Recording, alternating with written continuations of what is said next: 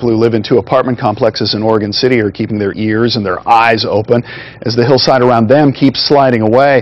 The apartments are on the top of a bluff. The Forest Edge Apartments, aptly named, have had issues with landslides before, and yes, it's in that same area where trees fell last night, crushing some storage units. But the people who live in the Berryhill Park Apartments above should be safe. Geologists say their complex is built on much more solid ground. They've had geologists out here taking samples. Apparently the building structures here are on bedrock, so we're all good. But the land below, if I live down there, I might be concerned. Yeah, one big concern is that a big landslide could trap residents of the Forest Edge complex. Earlier, landslides have eliminated all but one road out, and that road is now threatened by this latest slide.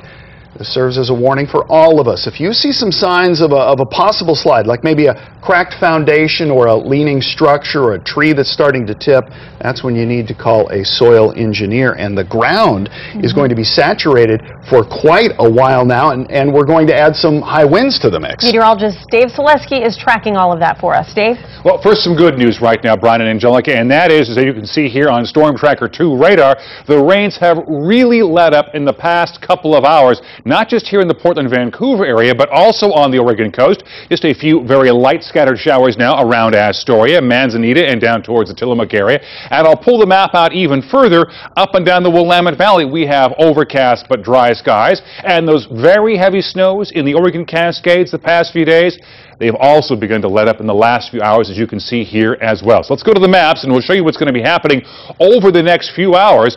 South winds now on the Oregon coast, and our live camera at the Inlet Spanish Head at 12 miles an hour. It's 51 degrees, so warmer air and south winds on the Oregon coast. We do have a high wind warning now posted for the coast, and we also have up in the Cascades an avalanche warning. What's going to happen over the next 12 hours is we're going to see a brand new area of low pressure spinning up off the Oregon-Washington coastline. As that happens, that low is going to track right up along the Oregon-Washington coastline, headed off in towards parts of British Columbia. The bottom line is, out of this, we'll be seeing some very strong winds between midnight and 7 o'clock tomorrow morning.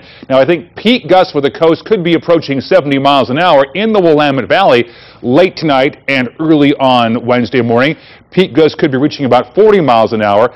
We've got some more rain on the way as well, but the big danger out of this is going to be perhaps some knocked down trees and some power outages because the soils, like you said earlier, are very saturated across the area. Complete forecast now, about 10 minutes from now. Brian and Angelica, back over to you.